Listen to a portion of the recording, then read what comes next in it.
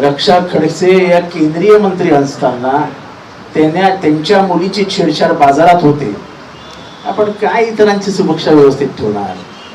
एका केंद्रीय मंत्र्याच्या पोरीची जर सुरक्षा व्यवस्थित नाही तर इथल्या सर्वसामान्यांनी काय विचार करा? स्वारगेटचं रेप प्रकरण असो, मसाजोगची हत्या असावी, संतोष सूर्यवंशीची हत्या असावी, सरकार असंवेदनशील आहे. आम्ही बोंबलून सांगत होतो की संतोष देशमुखचा मारेकरी प्लॅनर हा वाल्मिक कराडच आहे. त्यांनीच व्हिडिओ बघितले, सगळे हाडं मोडायला त्यानेच सांगितलं.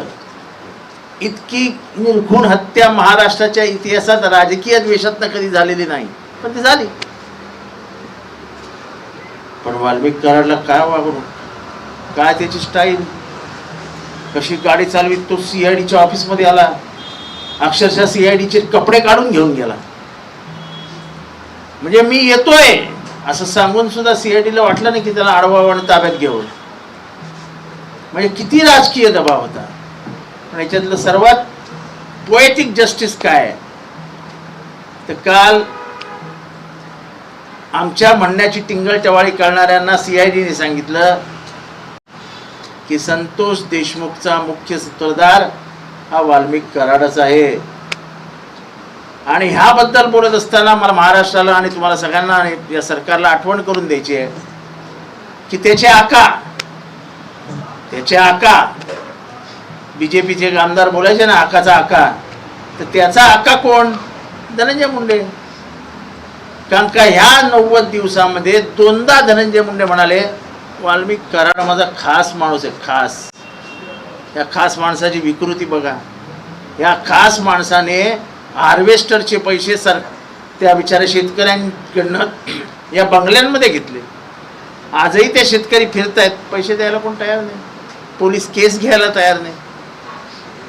बीडमध्ये जे काय चाललं आहे, महादेव मुंडेची हत्या असो, कैलाश फडणीस जाधवांना केलेली मारहाण असो, हे सगळं बघितल्यानंतर बीड हे महाराष्ट्रात आहे की नाही, परळी महाराष्ट्रात आहे की नाही हा प्रश्न पडतो.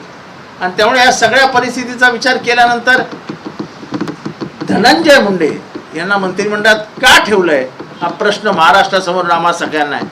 त्यामुळे या अधिवेशनातला हा महत्त्वाचा विषय असणार आहे. 2 घरं खातात एक मंत्री.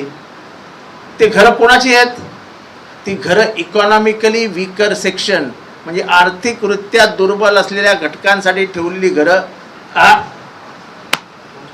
आणि परत माझ 30 वर्षापूर्वी गेले म्हणे, 30 वर्षानंतर काय उघडतात? अरे मर्डर 60 वर्षापूर्वी झाला असेल, तिची शिक्षा 60 वर्षानंतर झाली ना, शिक्षा झाली ना.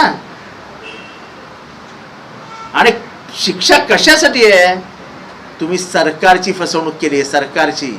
आणि सरकारची फसवणूक करून याच सरकारमध्ये तुम्ही मंत्री म्हणून बसतात, हे महाराष्ट्राला लांछनास्पद आहे. एरवी तुम्ही सगळ्यांचे राजीनामे घेतले असते, यांचा राजीनामा काय घेत नाही? आणि त्यामुळे पेटंटचं प्रकरण असो, इथं हलवले जाणारे कार्यालय असो,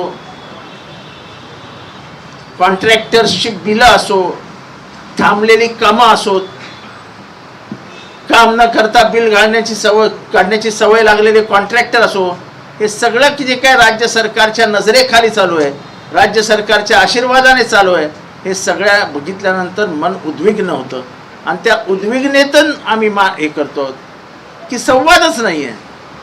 विरोधी पक्ष आणि सत्ताधारी यांचा संवादच नाही आहे. कोणीतरी मंत्री उठतो, जाहीर सभेत बोलतो, एकालाही निधी देणार नाही, गाडीत बसा, पट्टा घाला, निधी मिळेल. अरे हा निधी काय तुम्ही तुमच्या घरातनं आणता काय? हा महाराष्ट्र राज्याचा रेव्हेन्यू येतो, तो रेव्हेन्यू हा विकासासाठी वापरायचा असतो, विकास हा महाराष्ट्राचा करायचा असतो. विकास काय आम्ही आमचा स्वतःचा करत नाही. पण म्हणजे राजकीय दृष्ट्या लोकशाहीला किती बाधक आहे, लोकशाहीला किती मारक आहे की विरोधी पक्ष आणि सत्ताधारी 2 चाकं आहेत, ती व्यवस्थित चालली तर महाराष्ट्राचा गाडा विकासाच्या म्हणजे वेगाने धावायला लागेल. तर इथे तर दमच देतात. त्या सरपंचाला सांग पट्टा घाल, लगेच निधी मिळेल. आणि निधी काय तुम्ही तुमच्या घरनं देता? महाराष्ट्राची ही स्थिती ही महाराष्ट्राला शोभणारी नाही. आणि त्यामुळे हा संवाद जोपर्यंत माननीय मुख्यमंत्री व्यवस्थित करत नाहीत, आम्हाला माननीय मुख्यमंत्र्यांचं भाषण आजही आठवतं की कुठेतरी विसंवाद झालेला आहे, संवाद निर्माण झाला पाहिजे आणि यासाठी मी प्रयत्न करीन. मुख्यमंत्री प्रयत्न करतायत की नाही मला माहीत नाही, पण कुठेही संवाद होताना दिसत नाही. सत्तेचा माज आणि मगरुरी प्रत्येक मंत्र्याच्या चेहऱ्यावर दिसते. ज्या पद्धतीने माणिक कोकाटे दुगवळे साहेबांबद्दल बोलले, आरेतुरेची भाषा केली, हे सगळं बघितल्यानंतर महाराष्ट्राची जी परंपरा आहे, महाराजांची संस्कार आणि संस्कृती आहे राजकीय, ती संपूर्णतया लोप पावलेली आहे. आणि म्हणून हा एकत्रितपणाने आम्ही निर्णय घेतलेला आहे की ह्या सरकार जोपर्यंत संवाद स्थापन करत नाही, जोपर्यंत लोकशाहीमध्ये विरोधी पक्षांना असलेले स्थान आणि त्यांना असलेलं महत्त्व त्यांना दिलं जात नाही, तोपर्यंत ह्यांच्या बाजूला बसणं, ह्यांच्याबरोबर चहा पिणं हे आम्हाला मान्य नाही.